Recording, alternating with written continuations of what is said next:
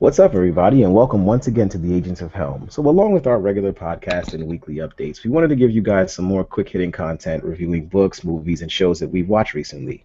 So, for our inaugural show, Joe and I, along with our daughters, got a chance to see the animated movie Home.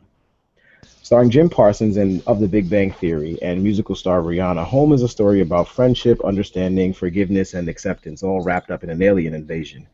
Parsons plays O, a member of an alien race known as the Boov, who, while running from extinction, decide to hide out on the far distant planet Earth. Obviously, they have no intentions of cohabitation with the human race currently living on Earth, so, as the gracious hosts they are, they take the entire planet to themselves, leaving humanity the continent of Australia to populate and live. O is a social misfit and accident waiting to happen, and in proper O fashion, he makes the big mistake that puts the entire planet at risk.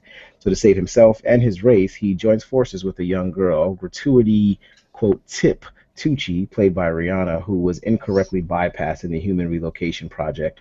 She's looking to avoid capture and reunite with her mother, and together they attempt to save the world and learn a little bit something about how to manage this new living arrangement on the planet. So, Joe, what did you think about the movie? Let's just start it off with you.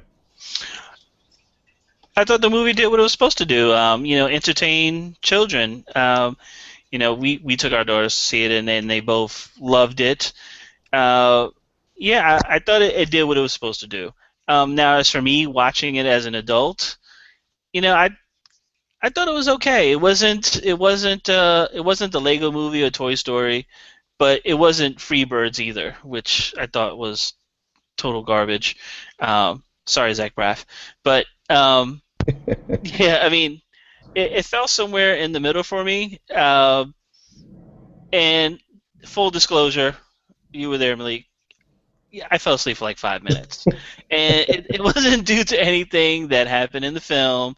It was just the seating arrangements I had, and uh, you know, when you have a parent holding a 1 to 2 year old next to you, they move around a lot. So I leaned over a little bit and got into a comfortable, snuggly position, and I kind of dozed off for 5 minutes. But it was okay. It was okay. It had nothing to do with the film.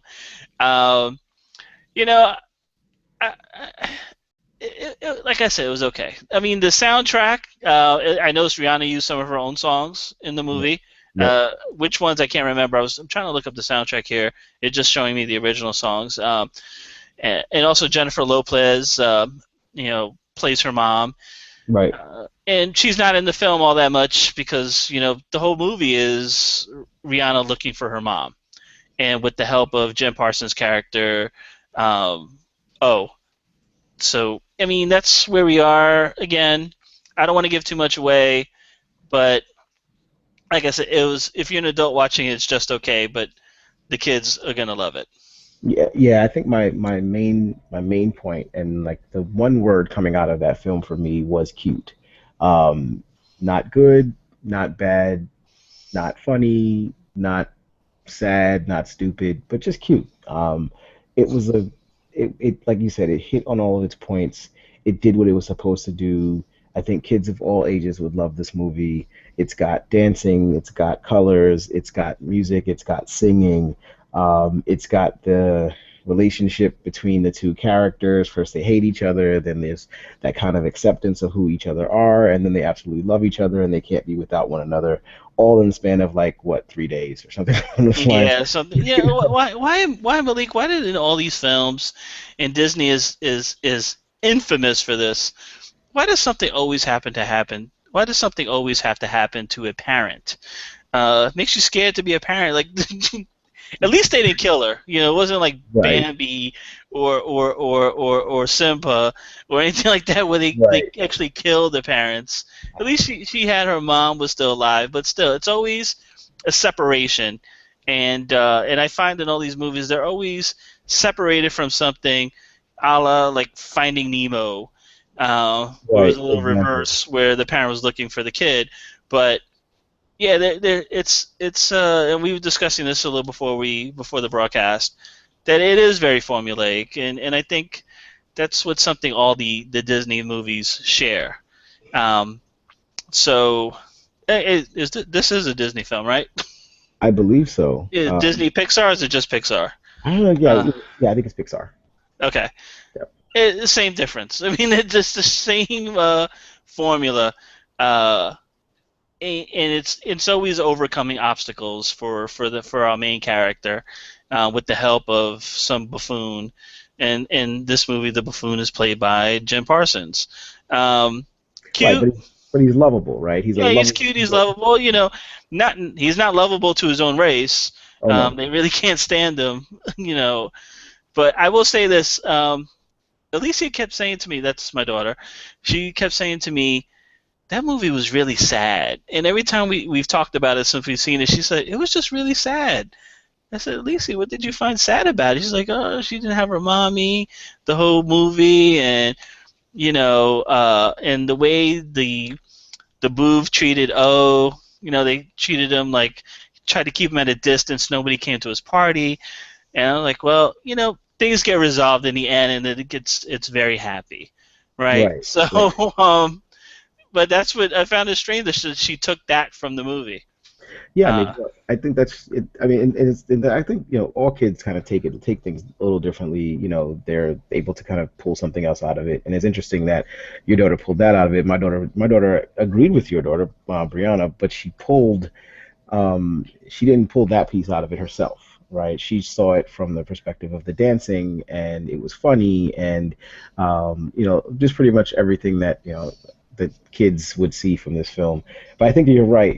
The formulaic approach to it, and just kind of setting up the conflict, and then using the relationship between the two characters to kind of drive the story along, and then getting to the end of the conflict, and then obviously there's this secondary conflict. It's interesting because usually it's just the one conflict, right? It's just the one thing that they're both kind of going towards, and then they get to that thing and they solve that problem, and then everybody's happy again.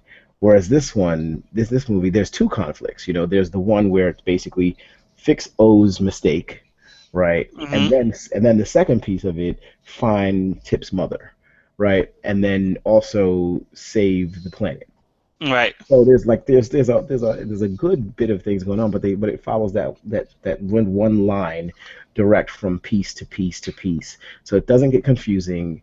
No kid is going to be lost in the story, or anything along those lines. It's just very very simple, and I think that that's what they were going for. And of course, they clearly went for the star talent when they went and got probably TV's most well-known character. Sitcom's most well-known character right now in Jim Parsons, The Big Bang Theory, Sheldon, and of course Rihanna being the pop star, pop princess as that she is. They hit the home run here as far as these two characters and these two Yeah. people. Yeah, I'm surprised they didn't play 4 or 5 seconds to violence in this film. They should have played that. It would have been good. The song would have been good for something. Yeah, I mean, and also who knew that a slushy machine could make your car fly? Exactly. You know. In all the different colors. I mean, if anything, you gotta love Busta Lime. You gotta love Busta Lime. Absolutely, and they kept saying it too. So Yeah, they knew the significance of that. yeah. You got. I mean, it was the best one to say. Out of the Exactly. I forgot. Was it grape? What was it? Grape. I don't remember the names. I I remember. can't. I only remember Busta Lime. Yeah, I That's forgot. It was like grape orange twist and grape something. Grape. I can't remember, but the Busta Lime is the one everybody's gonna remember. absolutely. So we're not gonna take it too far. Everybody go out and see that movie. You take your kids. They'll enjoy it. You may fall asleep like Joe did, or you may sit through it and wonder what the heck is this 2 hours of your life is being wasted. But if you're there and you're taking your kids to see it, as we mentioned, they're likely gonna love it. They're likely gonna be able to enjoy it completely through, and hope that you are able to pull a little bit out of it as well. So for Joe, I am Malik. We are the Agents of Helm. Hope you enjoyed this quick rundown. Um, don't know what the next one is going to be. We're kind of just going to be organic with this, and just kind of depending upon. Stop right there, Malik. We know what the next one's gonna be. Oh, we do. There's a little movie coming out this week. Very tiny. It's probably just a little bit bigger than an independent film. Called Furious 7. Oh yes, Furious 7. Furious 7. This little tiny movie, the movie that could, that's coming out this weekend. Uh, Yeah, Furious 7 will Maybe definitely be some the people next are going to go list. see. I don't know. That's true. That's true. So next week we will definitely have a Furious 7 rundown for you guys. Stay tuned to all of our other stuff, our regular podcast every week, also our weekly updates, our Walking Dead specials, everything that we have out there for you. You can check us out on agentsofhelm.com, as well as our Facebook and Twitter pages, Pinterest, and we're all over the place. So have a great night and enjoy the rest of your weeks, and we'll talk to you soon. Peace out. Later.